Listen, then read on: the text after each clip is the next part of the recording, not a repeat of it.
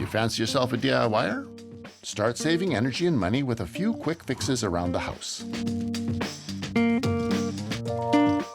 Tip number 1. Apply weather stripping to doors and windows.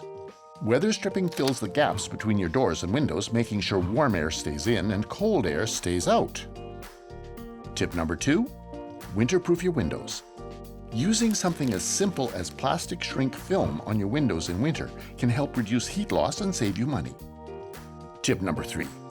Apply sealant, caulking, or spray foam around window frames, door frames, sills, and joints. On a windy day, feel for leaks around windows, outlets, vents, and exterior doors. You can also look for spider webs. Where there's a web, there's a draft. Tip number 4. Keep air grills and vents clear. Furniture, rugs, or drapes can interfere with the circulation of air through your home. Visit saskpower.com for more tips on how to save energy and money.